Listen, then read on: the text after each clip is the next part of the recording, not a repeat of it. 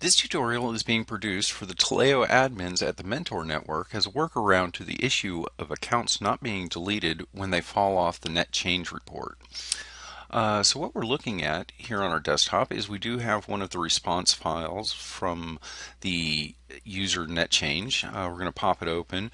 You'll notice the beginning 16 lines have summary data, and then from line 17 down we have line item data, and that is what we're looking for. And if we scroll down, what we're going to be looking for is these user deletes, because these are the users that we're going to want to inactivate and change their password in the system.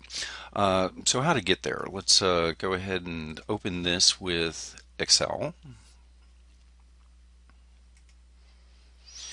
And the first thing we're going to want to do is just get rid of our header information.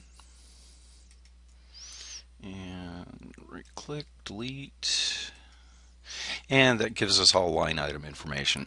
We're going to go ahead and select column A. We're going to click into data, and then we're going to do a text to columns. It is a delimited file. Next, it is not a tab, it is a pipe delimited file. Next, finish, and go ahead and overwrite. So now we have all the line item data. And then we're going to want to filter this. So click on our filter here, and our transaction type we are looking for is user delete. So I'm going to say OK. So this gives us all the user delete. We'll want the information here in column B. So let's go ahead and grab that by copying it out, opening a new spreadsheet, and dropping it in there. Once again, this is a text pipe delimited file column, and we're going to use text to columns to get the data. It's delimited, it saved our pipe delimiter, and finish. So now we have all the users that we're going to need to inactivate in column C here. So I'm going to grab this column, open one more spreadsheet. I'm going to paste it in column A, and then I'm also going to paste it in column B. The reason for doing that is we do want an identifier on our update update specification. That's going to be this A column, whereas B is where it actually finds the user. Let's go ahead and put some header information here. So we're going to say this is the ID, this is the username.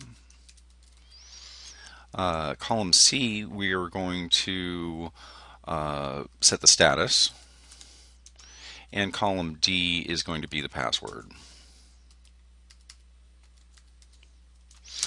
So their status is we are switching them to inactive.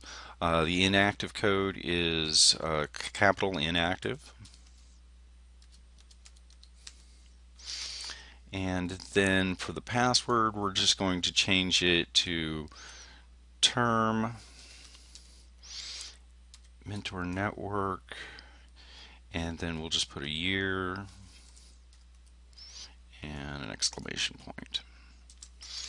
Now we want to copy the status all the way down, so we'll double click here, and we want to do the same thing with the password, so we'll double click here. Now we're going to go ahead and file, save as. We want to save it as a CSV. We're going to browse. We're on the desktop, and we'll just call this user update. And we do want to just save the active sheet, so we're going to say OK and yes. We're going to go ahead and close this. We don't need to save because we just did, and we have our user update CSV file. So I'm going to double click here and we'll take a quick look at it. What we have here is the ID, the username, the status we're changing them to, and the new password for them. What we'll do is we'll use this user update CSV to plug into the update, and that is covered in the next tutorial.